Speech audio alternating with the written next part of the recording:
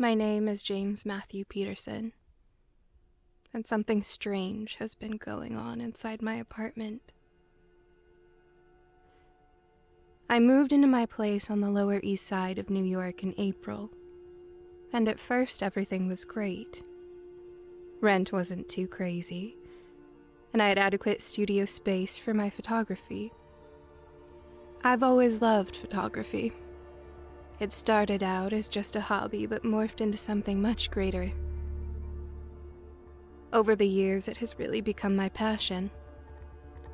What I love most about photography is that it captures the things we hold most dear, exactly how they were, and how we wish to remember them, in a tiny, evanescent moment in time, to be preserved that way forever.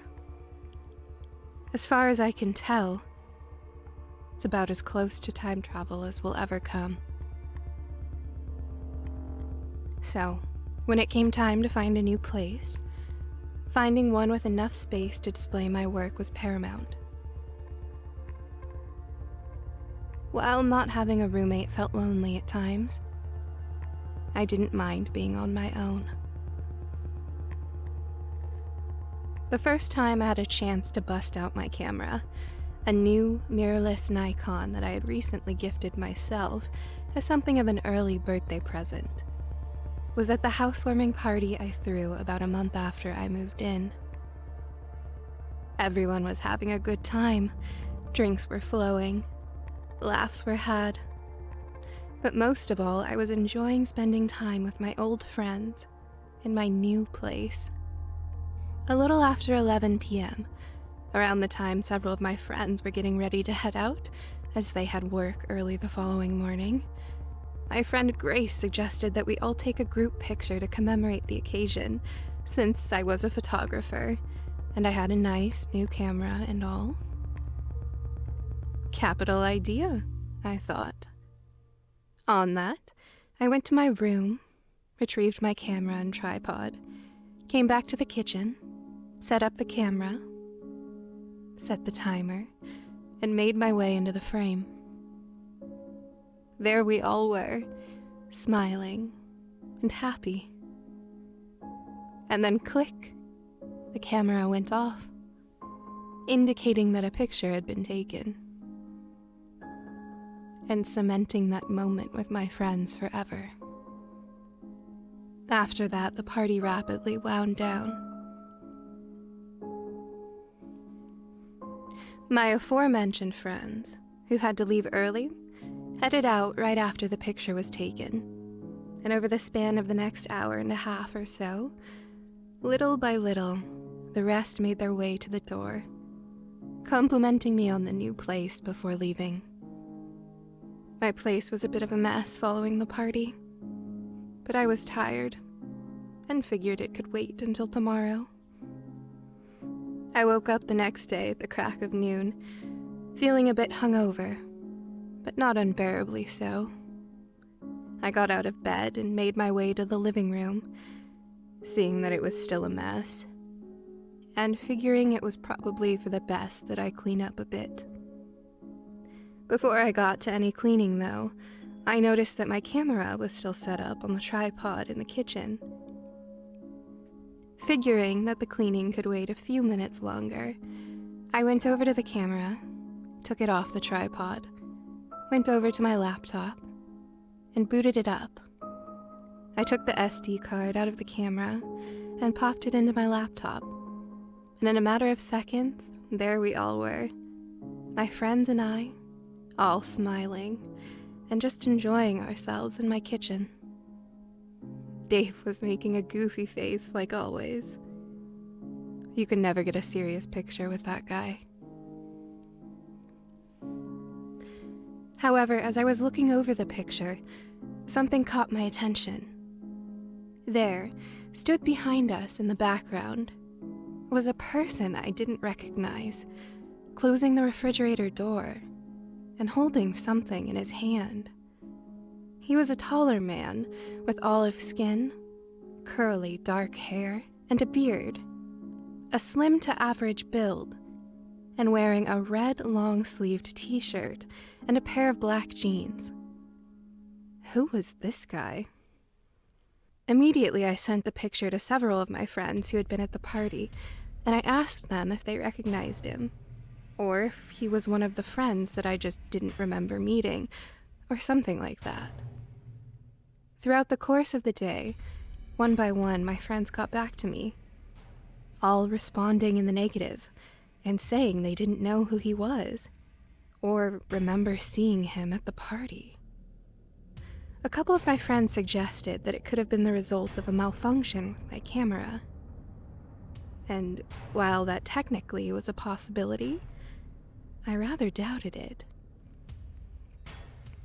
The camera was basically brand new, and in all of my years of doing and studying photography, I had never seen an error like this. Dave half-jokingly suggested that maybe it was a ghost. While I have heard of cameras picking up anomalous depictions of specters, mists, orbs, and the like, I highly doubted this was the case here. Although, whoever he was, his presence was rather hard to explain. Was this guy a party crasher? Or perhaps a burglar? If he was a burglar, he sure was smooth, although I'd say setting his sights pretty low and going for my food, and not even bothering going for my $1,200 laptop. About a week later, I took my camera to my friend, who was a whiz with cameras, to see if he could find anything wrong with it, potentially fix it. He told me that he was pretty busy, so it might take him a while to get back to me. I told him that was fine, and to take his time. I had an old DSLR camera I could use in the meantime, in case inspiration struck. When I got home later that day, I dug through some boxes looking for my DSLR. It took a while, but eventually I found it, underneath some linens. The battery was long since dead, so I put it on its charger and waited a bit. After about 30 minutes, I took the battery off the charger and popped it back in the camera. I turned the power on and it started right up. I turned to my left and focused on my dining table. I figured, might as well take a few shots of the apartment anyway, since I really liked my new place, and I wanted to show people. Also, since I may very well be listing it soon if it turned out that I did have a ghost. I pushed the button on the top of the camera, and the flash went off. I guess I must have needed the flash last time I was using it. It had been so long that I couldn't remember what I was doing with it last. So I figured that a picture was likely a throwaway. I promptly turned the flash off and went about taking pictures of the rest of the apartment.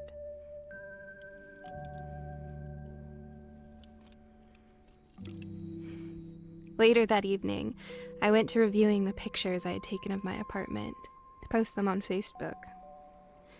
I've got to say, for a 10-year-old camera, it still took some decent pictures. I was looking through the pictures when I came across the picture that I took with the flash on. It looked absolutely terrible, but that's not what bothered me the most.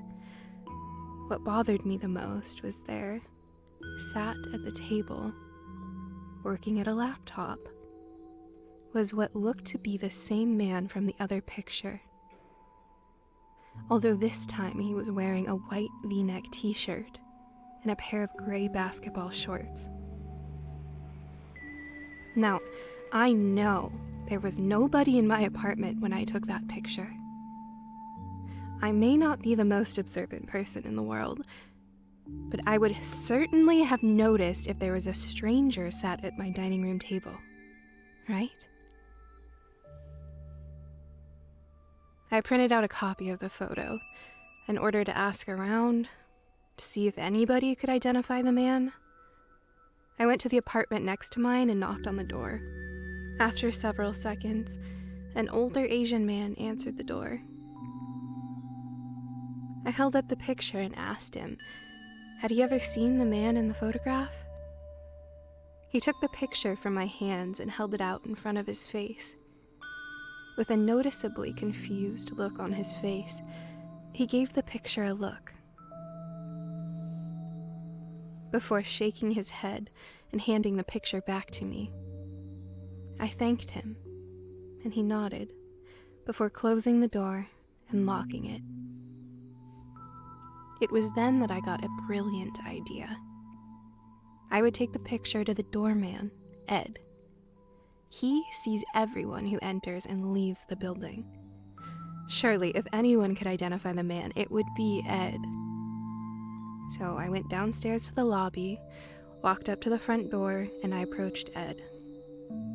He greeted me with his typical warm greeting. I reciprocated the pleasantry before producing the photograph and handing it to him. I asked him if he recognized the man in the picture. He pulled a case out of his jacket pocket and opened it up to reveal a pair of glasses. He put the glasses on and gave the photo a good, hard look. He said that while he certainly did have a good memory for faces, this guy's didn't ring any bells. He apologized and handed the picture back to me. I told him it was all right and went back to my apartment defeated and extremely confused. It was about 3 days later that my friend got back to me about my camera. He said he took the thing apart, examined it top to bottom, but couldn't find anything wrong with it. Damn, I thought. Although I had figured as much, seeing as how I had captured images of this mystery man on 2 different cameras. He then told me that since he didn't end up actually doing anything to the camera, that he wasn't going to charge me anything, not even his usual $40 diagnostic fee.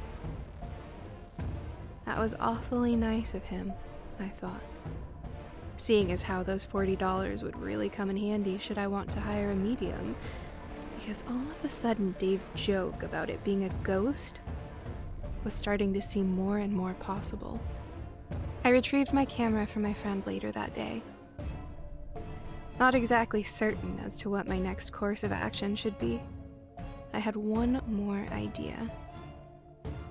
While I was no filmmaker, I knew my camera had the ability to shoot videos, and reasonably high quality ones at that.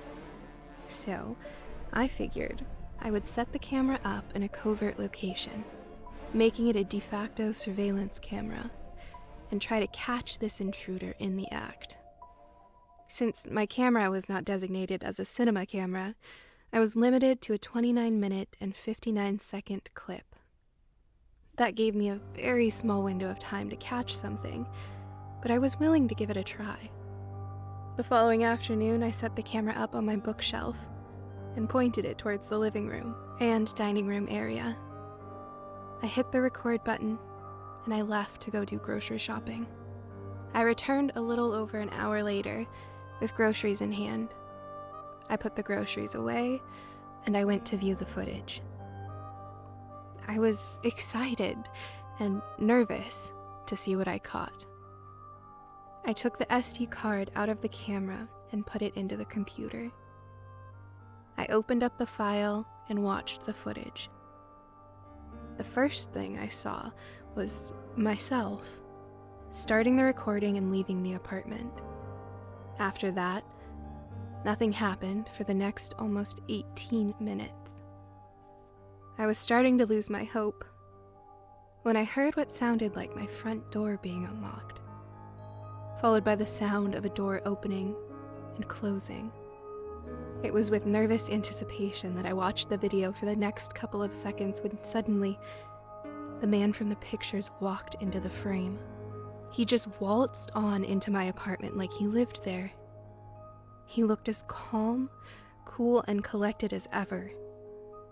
He set his keys down on the table, took his jacket off and set it down on the couch, and then sat down and started watching TV. The nerve of this guy. Firstly, how did this guy get a key to my apartment? Was he a maintenance guy or something? Also, what was the purpose of these intrusions? Was it just to hang out at my place? I continued to watch the footage to see what he would do, but he didn't really do much of anything. At one point, he got up and fixed himself a snack, and then went back over to the table and began working on his laptop. I watched as he worked away for several minutes when suddenly he slowly looked up from his computer and methodically turned his head, looking almost directly into the camera. It was at that point that the video ended. "Damn it!" I yelled. I needed more answers than that. Who was this intruder? And where had he gone? It was then that I disappointedly closed my laptop and hung my head, feeling as though I had not gained any ground in solving this mystery. I sat there holding my head in my hands when a worrying thought came over me. What if he's still here? Not knowing what else to do, and figuring there was no time like the present, I gathered up some things, called an Uber, and headed down to the police station to see if there was anything they could do.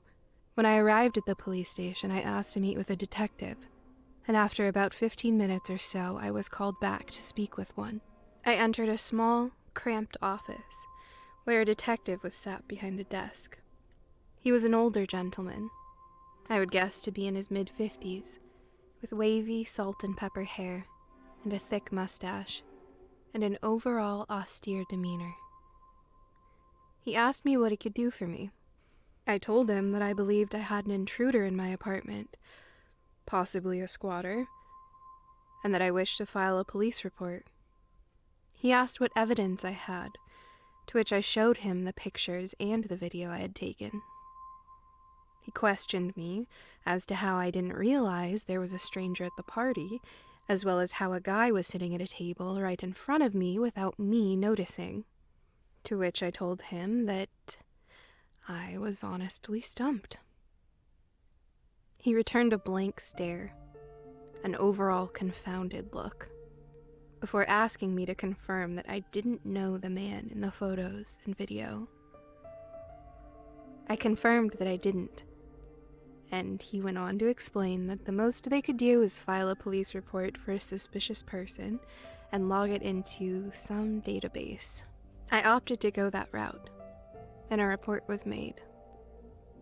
I asked him if there was anything else I could do, to which he shrugged and said that he guessed I could take more pictures and gather more evidence if I wanted to, but that was about it. On that, I thanked him for his time, shook his hand, and left the police station. When I got home, I figured I might as well get to work gathering more evidence. I figured since this mystery man just appears out of nowhere, I might as well just take a bunch of random pictures all over my apartment, see if he turns up in any of them. I took a set of 9 pictures. Afterwards, I went straight over to my laptop to see what I got. I didn't see much in the first pictures, but the second to last picture showed something that made me pause before making me shudder. It was the man standing in the middle of my living room, holding a camera, and it looked as though he was looking directly at me. My name is Michael Toller, and something strange is going on in my apartment.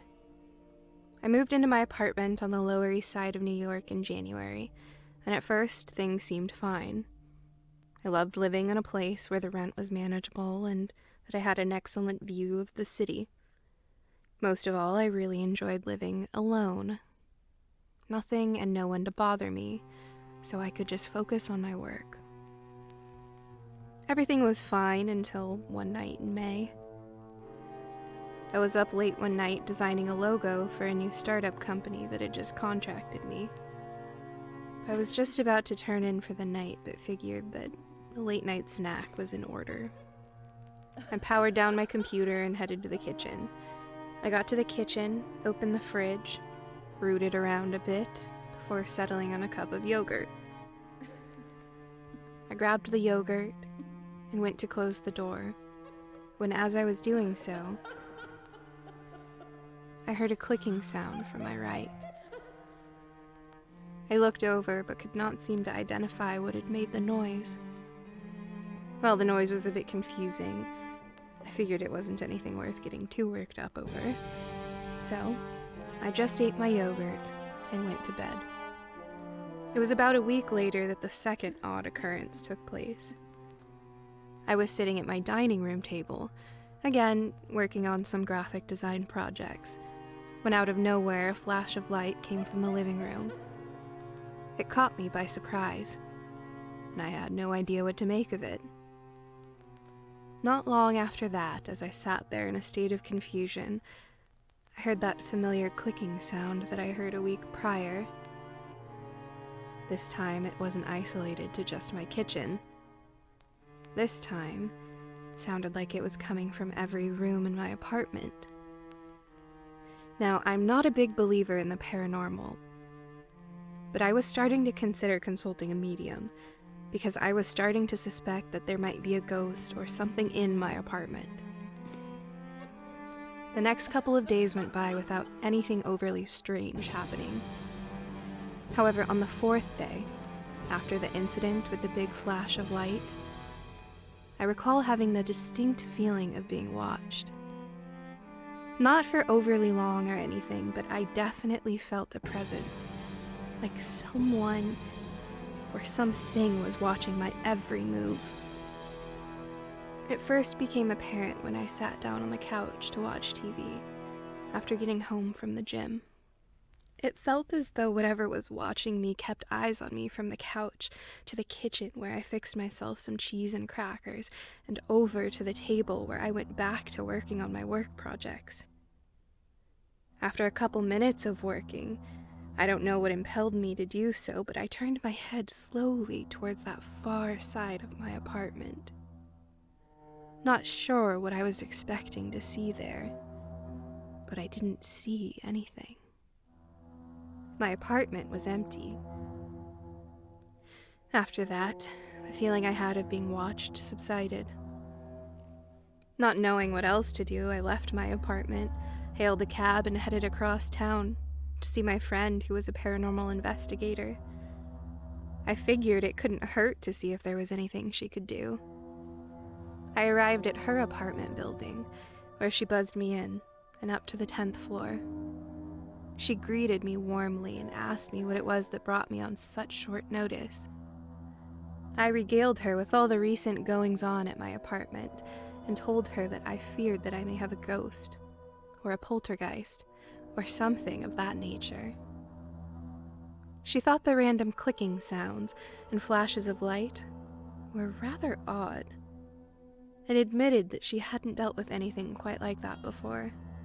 She asked me if anyone had ever passed away in my apartment, to which I told her that I wasn't sure, but that my apartment building was constructed in the 1940s, and that given all the time between now and then, I suppose it was a distinct possibility.